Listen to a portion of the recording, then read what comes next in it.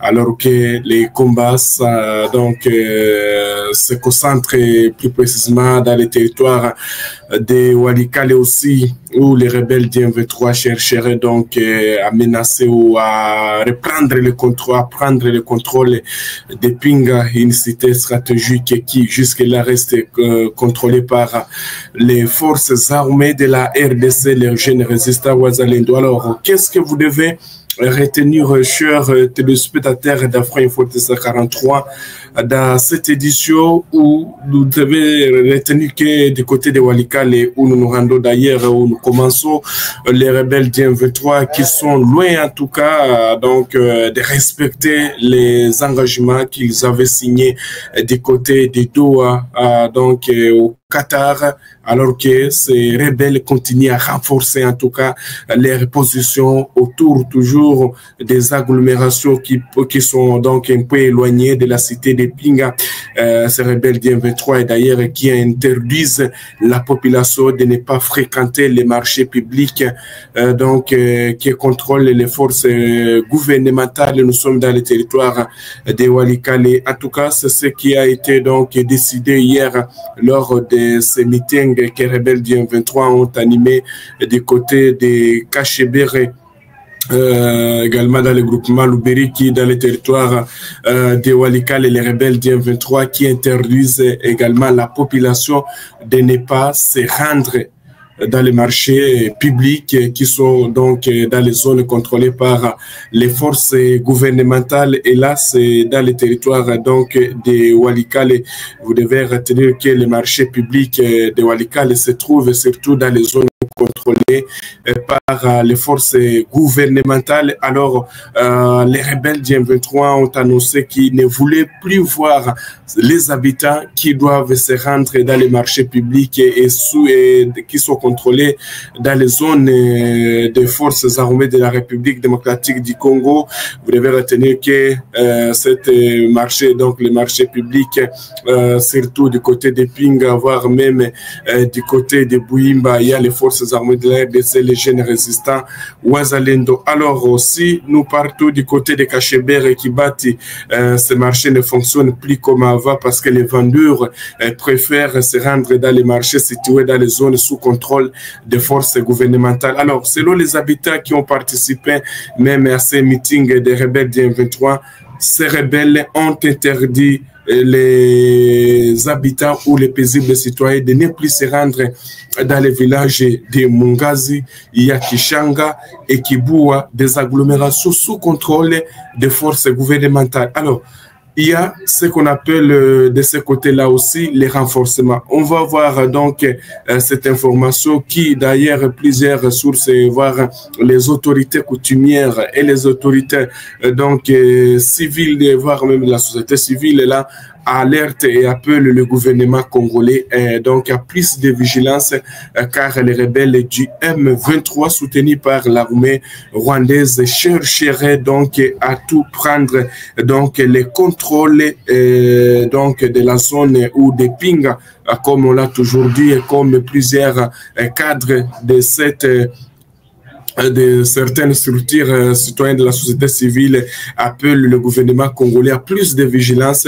Vous devez retenir qu'à part l'interdiction des habitants de ne plus fréquenter les zones gouvernementales, vous devez retenir, chers téléspectateurs d'Afrique Info au 243, que les rebelles du M23 soutenus par le Rwanda continuent donc à se renforcer à renforcer leur position, surtout dans plusieurs localités. Lorsque nous parlons dans plusieurs localités du territoire de Walikale au nord Kivu, et cela c'est en violation des principes donc ou de la déclaration des principes qu'ils avaient signé du côté du Qatar entre eux et le gouvernement congolais.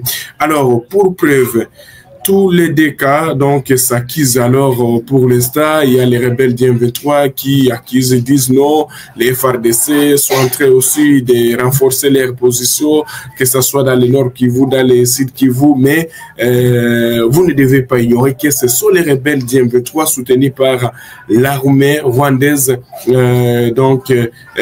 étaient les premiers à violer cette déclaration des principes du côté donc des sites Kivu, ils continuent à lancer les offensives sur les positions des FARDC également du Nord Kivu, que ce soit dans les territoires de Massissi, Rutshuru et Walikale également.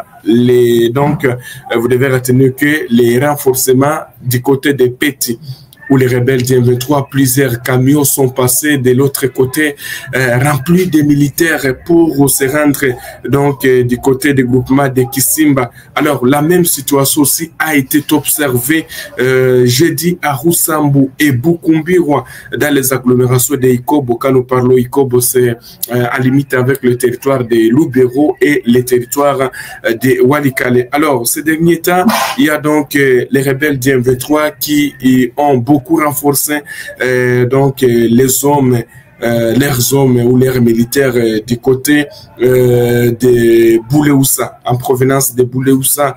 Alors, ces informations aussi sont confirmées même par des sources coutumières et locales, et d'ailleurs sécuritaires locales. Selon ces sources, l'objectif des rebelles du M23 soutenus par l'armée rwandaise est donc de prendre le contrôle de Pinga, la plus grande agglomération située donc dans la partie nord du territoire de Walikale, alors que cette agglomération reste sous contrôle des forces armées de la République démocratique du Congo. Bien sûr que oui, il y a beaucoup de camions qui sont en train de passer d'ici et là, surtout dans les territoires de Walikale, parce qu'ils sont en train de tenter partout, que ce soit donc il y a eu même de cela, il y a eu la société civile du territoire de Lubero aussi qui a alerté sur ces cas. C'est ce que vous devez retenir, mais aussi quelle est la position des résistants Wazalendo, donc comment est-ce que les Wazalendo aussi se préparent.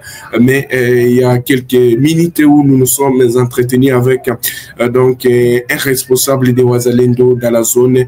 Il affirme que donc qu'ils se préparent très bien, malgré que les rebelles du M23 aussi renforcent leur position. Ils sont aux aguets, ils sont donc partout aussi pour donc contraindre toute attaque de ces rebelles du M23 soutenus par les Rwandais. Ce que vous devez retenir concernant la situation donc du territoire de Walikale, c'est vendredi 15 août 2025, si les lignes de front du territoire de Walikale restent pour l'instant calmes, donc c'est lundi 14, je voulais dire c'est vendredi 15 août 2025, mais tout peut changer, même que ce soit donc pendant la nuit, il y a eu toujours des affrontements qui ont opposé toujours les résistants Wazalendo aux rebelles du M23, surtout les rebelles du M23 qui chercheraient toujours à faire des débordements pour se retrouver dans des zones où il n'y a pas de sécurité, où les forces armées,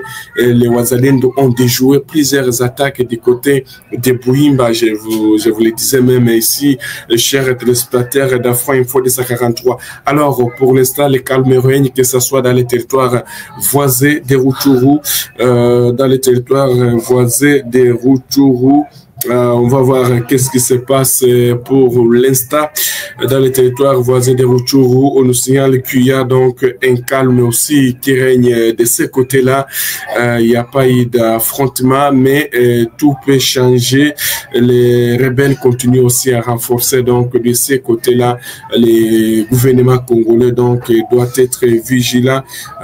Chers téléspectateurs d'Afro Info 243, merci à tous nos téléspectateurs qui nous suivent de partout ailleurs. Vous êtes nombreux, merci beaucoup. On va prendre cette information du site qui vaut aussi où les calmes règnent pour l'instant.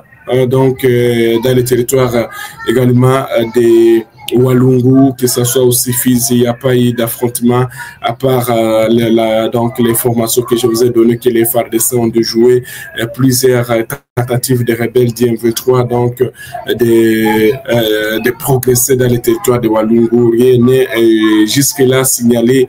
Les calmes aussi restent. Donc, il y a un téléspectateur qui nous pose Oloba qui bazui Kanyola wa Pingo voilà. Pour l'instant, quand vous dites que Kanyola n'est pas totalement contrôlé par les rebelles du M23 soutenus par les Rwandais. Pour l'instant, c'est devenu une zone neutre parce que les Wazalendo ont réussi donc à repousser les attaques de ces rebelles du M23 soutenus par les Rwandais du côté de Mulamba. Je vous le disais même ici que les rebelles qui tentaient de progresser, les Wazalendo réussissaient aussi à bloquer cette progression. Kanyola, jusque-là, c'est une zone neutre. Également, quand on parle de Kanyola, Mulamba, Nzibira, voilà, donc Mulamba, Nzibira, toutes ces positions sont donc contrôlées par les forces armées de la République démocratique du Congo. Merci à tous nos téléspectateurs qui continuent donc à nous laisser leurs questions. Nous sommes là pour répondre à toutes vos questions. On va donc parler de cette information, chers téléspectateurs d'Afro Info 243, du côté donc aussi de la province de l'Ituri, où des affrontements opposent les forces armées de la République démocratique du Congo aux hommes ou aux miliciens des CRP de Thomas Lubanga. C'est ce que nous apprenons à travers donc diverses sources.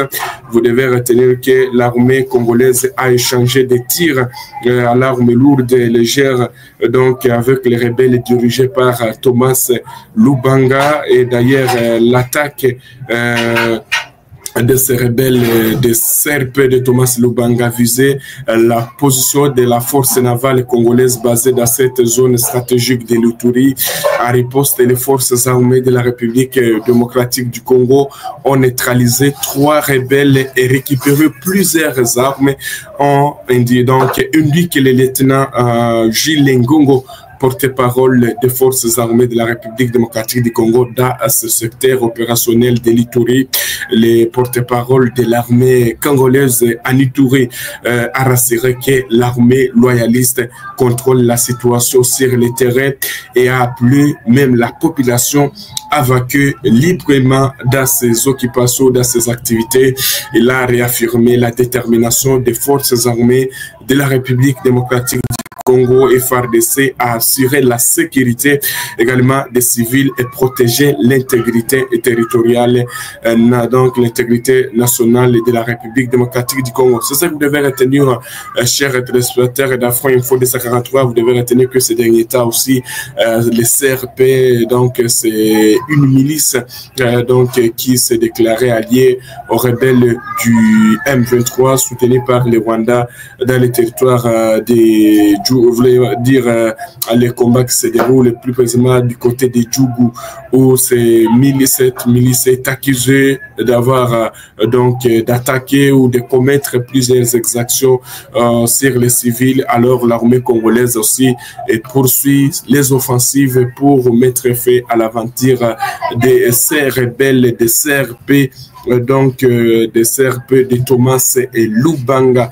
Merci beaucoup à tous nos téléspectateurs. Il y a Laura Yves qui nous dit ouais, puis forces armées, les forces armées de la RDC sont là, chère Laura, et ils continuent à défendre. Je ne sais pas si vous nous avez bien suivi dans la première édition où on vous a dit donc concernant l'attaque que les FARDC ont déjoué du côté aux auteurs de Nyangezi là. Nous sommes à une quinzaine, hein, voilà, si ce n'est pas une quinzaine, c'est une vingtaine de kilomètres de la ville de Bukavu, donc c'est sur l'axe Nyangezi et Kamanyola. Voilà, c'est ça que vous devez retenir. Merci également à tous nos téléspectateurs qui nous ont suivis dès le début jusqu'à la fin de cette édition. Que Dieu vous bénisse et qu'il bénisse la République démocratique du Congo. On va se retrouver donc dans les heures qui suivent pour d'autres éditions. Merci. En tout cas, ça a été un grand plaisir. Likez, partagez, ça nous fera du plaisir. Nous sommes là pour vous informer à chaque instant. Nous sommes arrivés à la fin de cette édition. Merci à vous de nous avoir suivis jusqu'ici. Si vous avez apprécié ces contenus, n'oubliez pas de vous abonner à notre chaîne, d'activer la cloche de notification pour ne rien manquer de nos prochaines vidéos. Likez et partagez cette vidéo. On se retrouve très prochainement. À bientôt.